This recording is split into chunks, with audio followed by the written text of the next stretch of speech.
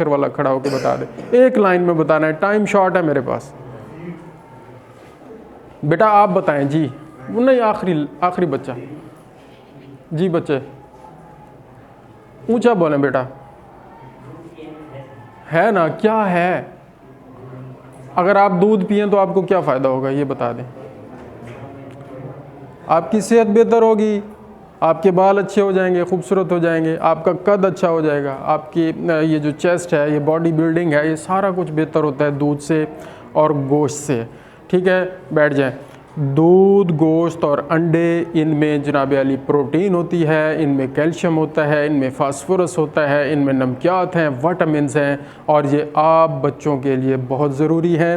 Note कर लें, to the point बात करूँगा, वक्त ज़ाया नहीं करना। हर बच्चे को रोज़ाना 1/2 लीटर मिल्क चाहिए। नोट करें इस बात को, जहनों में नोट कर लें, कापियों पे नोट कर लें।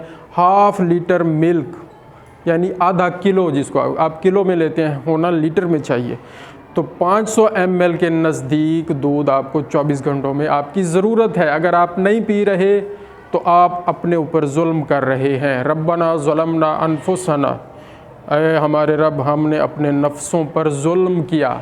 जब हम इस तरह की ज़रूरियात पूरी नहीं करते, अपने जिस्म की, अपनी रूह की ज़रूरत है इबादत, और जिस्म की ज़रूरत है ये अच्छी हलाल चीज़ें। अगर हम जब इस तरह की चीज़ें पूरी नहीं करते तो हम अपने ऊपर जुल्म करते हैं।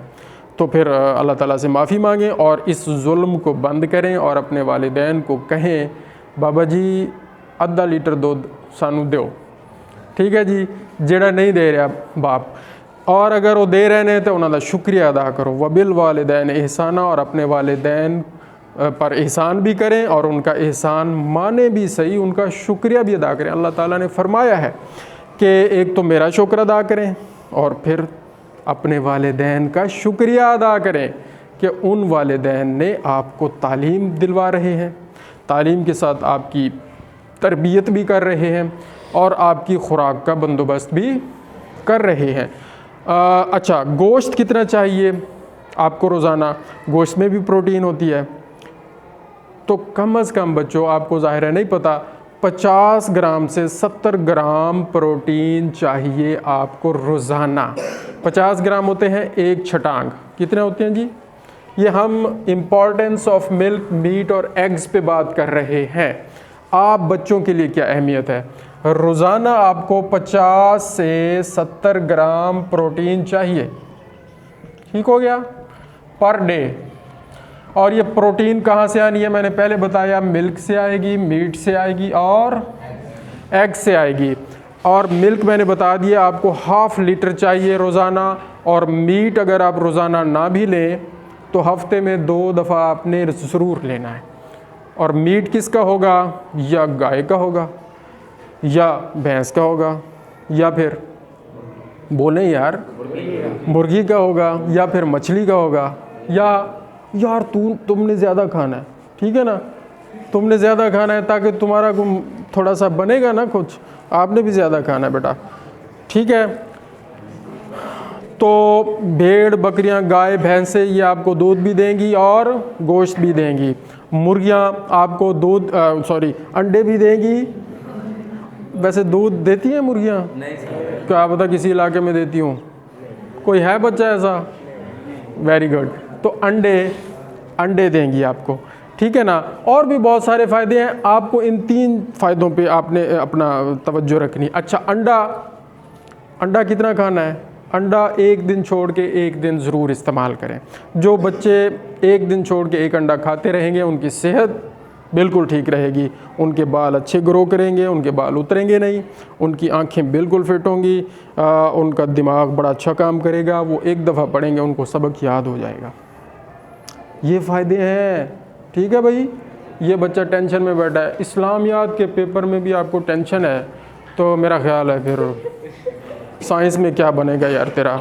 अल्लाह ताला आसानियाँ कर दे सब बच्चों के लिए। यहाँ उस्ताद हमारे भट्टी साहब होते थे, हमें इस्लामियात पढ़ाते थे, तो बड़े सख्त थे, अल्लाह ताला उनको जन्नत में जगह अता फरमाए।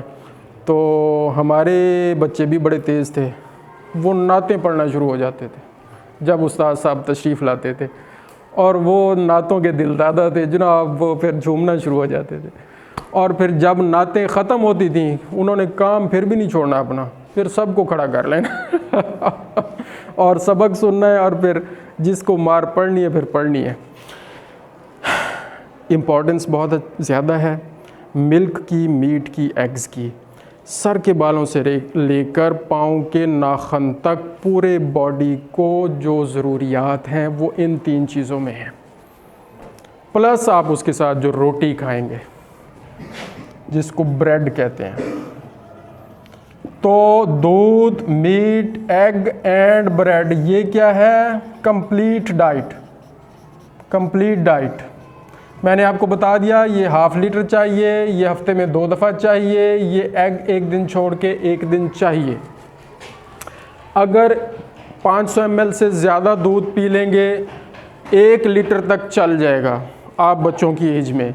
1 लीटर से ऊपर जाएंगे नुकसान शुरू हो जाएगा। 1 लीटर से ऊपर नहीं जाना 24 घंटों में।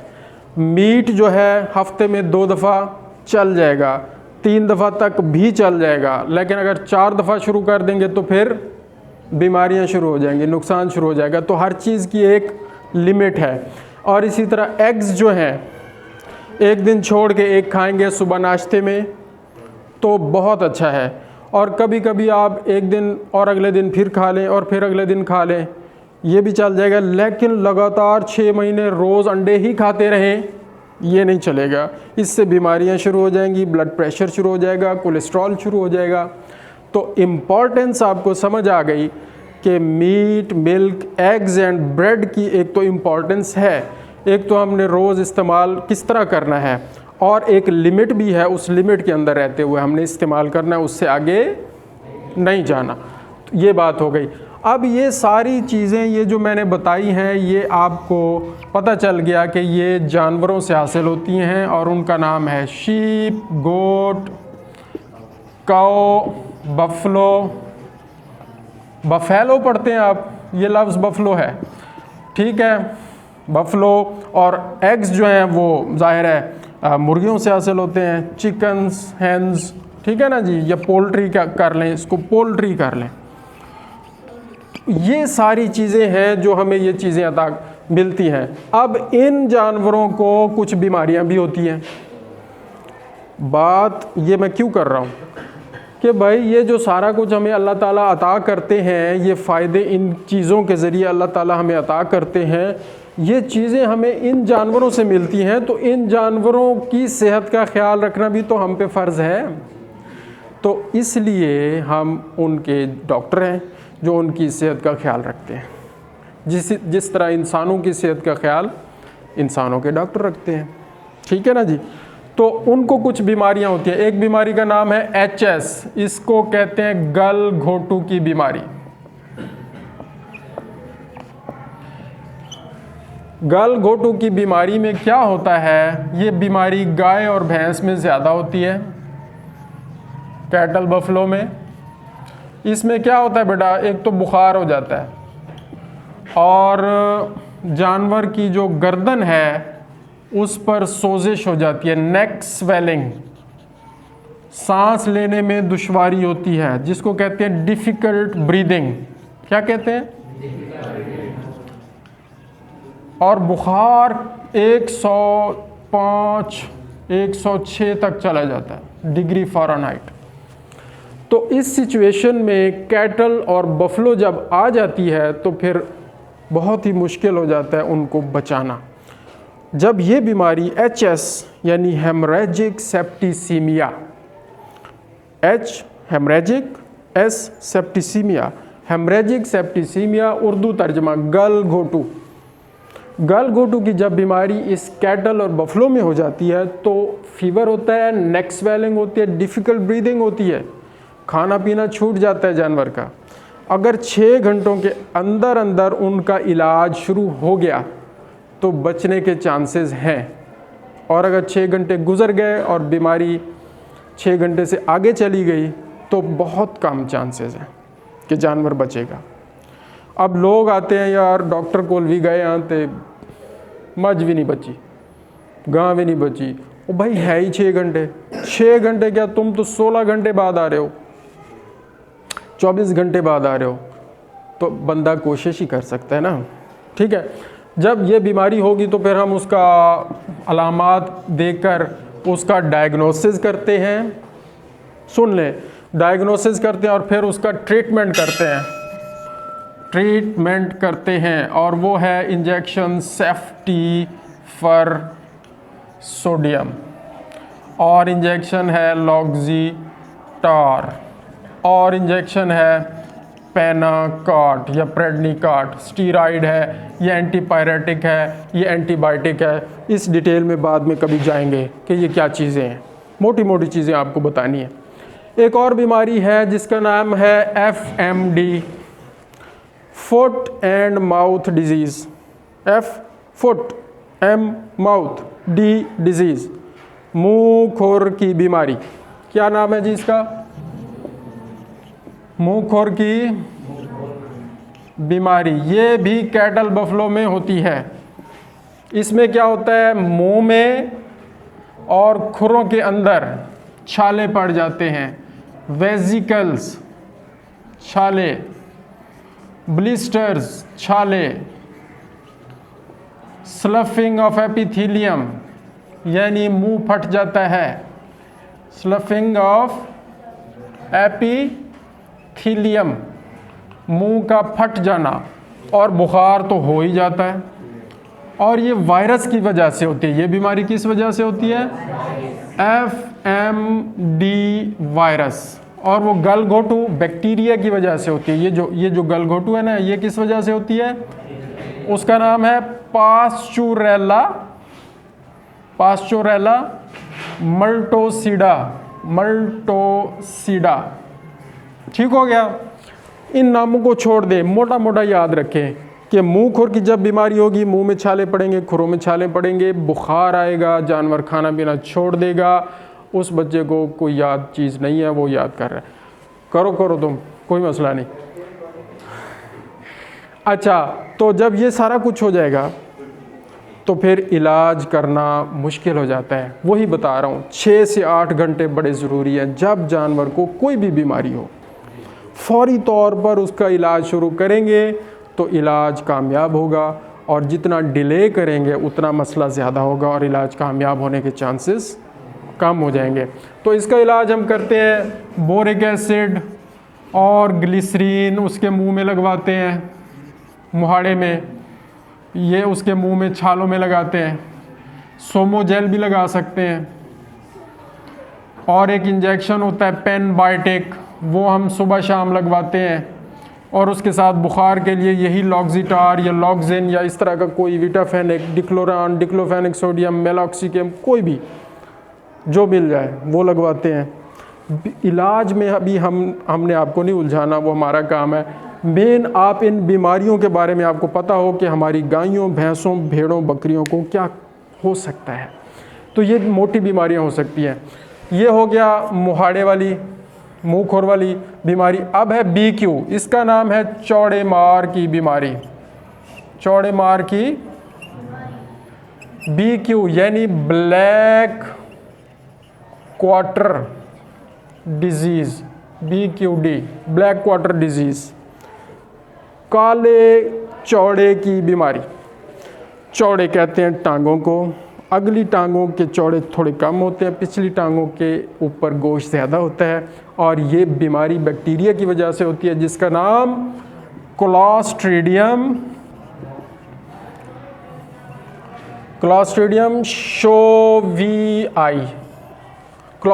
शोवियाई इसका नाम है। इसकी वजह से ये चौड़े मार की बीमारी होती है। और इसमें क्या होता है? फीवर होता है, बुखार सब में होता है, एनोरेक्सिया, खाना पीना छोड़ गया जानवर। और इसमें पिछली टांगों के ऊपर हाइंड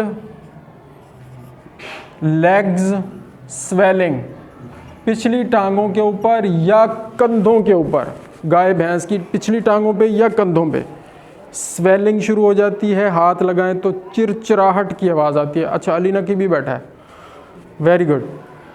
चिरचिराहट की आवाज़ आती है, ठीक है। और बुखार हो जाता है, खाना पीना छूट जाता है, और फिर हम इसका इलाज करते हैं। पेनिसिलिन का टीका लगवाते हैं सुबह शाम, लॉक्जिटार, विटाफेनिक, प्रेडनिकार्ट, वो सारा काम हम करते हैं। आपको ये पता होना चाहिए कि जब, मोटी बात, जब गाय भैंस भेड़ बकरी ने सर झुका लिया तो वो बीमार है। ठीक है, ज़्यादा देर धूप में बैठ रहा है जानवर, वो बीमार है। चारा सामने पड़ा है और उसके चारा खाने का टाइम भी है और वो नहीं खा रहा जानवर, वो बीमार है। यहाँ मुंह के ऊपर नोज़ के साथ यहाँ आम तौर पर हल्की हल्की वो क्या कहते हैं, जहाँ पानी लगा होता है उसका, वो अगर नहीं लगा हुआ और ये जगह बिल्कुल खुश्क है, वो बीमार है। तो कौन सी बीमारी है वो फिर हम बता देंगे, वो आप ले आएंगे या हमें बुला लेंगे। बताने का मकसद ये है कि आप बच्चों को पता हो कि जानवर अब बीमार है, इसका इलाज फौरी तौर पे करवाएं ताकि हमें मिल्क, मीट, एग्स सही टाइम पे और अच्छे मिलते रहें, ताकि हम सेहतमंद रहें, ताकि हम बड़े होकर को अच्छा काम करें, अच्छे डॉक्टर बने, अच्छे इंजीनियर बने, अच्छे शहरी बने, हमारा कद अच्छा बने, हमारी सेहत अच्छी बने और फिर हमारे आगे बच्चे भी अच्छे आएँ। ये सारी चीज़ें इससे कनेक्टेड हैं। और फिर हमारा वज़ीर आज़म अच्छा बने, वो जेल में ना जाए, और अगर जेल में जाए तो वो मजबूत भी हो, जेल बर्दाश्त भी कर जाए, और जब छूटे तो फिर वज़ीर आज़म बन जाए। बात समझ रहे हैं? तो ये यार ये इतना अहम है काम, तो ये मैं इसलिए बता रहा हूँ आपको। तो ये तो बड़े जानवरों की मोटी बीमारियाँ होगी। छोटे जानवरों में ये ETV, enterotoxaemia disease, ET disease, PPR, इसको क्या कहते हैं, PPR को क्या कहते हैं, पेस्ट डेस्टिपिटाइटस रूमिनाइटस, इसका नाम मुश्किल सा है, उसको छोड़ दें। पेस्टिडेस्पिटाइटस रूमिनाइटस, कंटेजियस कैप्राइन प्लूरोनिमोनिया, ये नमूनिया की बीमारी है, ये मुंह सड़ी की बीमारी है, और ये है अंतड़ियों की सोजिश, अंतड़ियों की। और ये तीनों बीमारियां किस में होती हैं? शीप गोट में। और इन तीनों बीमारियों में बुखार होता है, खाना पीना छूट जाता है। एंटेरोटॉक्सीमिया में जानवर को डायरिया हो जाता है ज़्यादा। मुंह सड़ी में डायरिया भी होता है, मुंह भी पकता है, और फेफड़े भी ख़राब होते हैं, खांसी भी होती है। जल्दी जल्दी बता रहा हूँ। और नमूनिया में भी फेफड़े और खांसी का मसला ज़्यादा होता है, फेफड़े ख़राब हो जाते हैं, खांसी ज़्यादा हो जाती है, और इसमें भी मोक लग जाती है। समझ रहे हैं? तो इसको ख़त्म करते हैं। आप बच्चों की तवज्जो ज़रा पेपर की तरफ है। यार ये पेपर तो होते रहते हैं, कब से हो रहे हैं? अब तो पेपरों का आप शुगुल लगाया करें। हमें याद है 30 साल पहले की बात है, हम तो इन ग्राउंडों में बैठ के, जिस दिन पेपर होता था ना, उस दिन हमारा सबसे अच्छा दिन होता था। और यार आज तो पेपर ही देना है, तो बस छुट्टी, सारा दिन हम पेपर देते थे। और भट्टी साहब हमारे उर्दू का पेपर हमसे लेते थे और वो मुकाबला लगवाते थे, सबसे लंबा मजमून कौन लिख सकता है। कभी कायद आज़म पे, कभी अल्लामा इकबाल पे, कभी किस पे, कभी किस पे, कभी किस। और हमारे मुकाबले होते थे शीटें कौन ज़्यादा लगाता है। ठीक है ना जी। अब तो वो दौर ही गुजर गया। अब तो ये to the point, fill in the blank, short question और पूरे पूरे नंबर। पहले तो 10 नंबरों का एक सवाल होता था और सारा लिख दो, सही लिख दो, अच्छा खुशखत में लिख दो। वाजिब है टीचर पे 2 नंबर काटने या 1 नंबर काटने। जिस टीचर ने 10/10 दे दिए ना, उसकी इंक्वायरी हो जाती थी कि तुमने 10 क्यों दे दिए भाई। जब सब ठीक है तो 9 देने हैं, 10 नहीं देने। अब ऐसा नहीं है। तो इसलिए उस वक्त मेरिट जो था ना, वो कम नंबरों पे भी बन जाता था क्योंकि नंबर कटते थे। अब तो नंबर भी पूरे पूरे होते हैं, मेरिट फिर भी नहीं बनता। और बेचारे बच्चे, और ये दूध पीना है, अंडे खाने हैं, गोश्त खाना है, ताकि ये सारे फ़ायदे आपको हासिल हों। आज का यहीं तक रोकते हैं। इंशाल्लाह अगर आपकी दिलचस्पी रही तो हम आते रहेंगे और आपको जानवरों के बारे में, उनकी सेहत के बारे में और आखिर में आपकी सेहत के बारे में कुछ ना कुछ बताते रहेंगे। ताकि हमारा मुल्क, हमारी कौम तरक्की करे। जज़ाकल्लाहु खैर। अल्लाहुम्मा सल्लि अला मुहम्मद व आलि मुहम्मद व अज्जिल फ़रजहुम।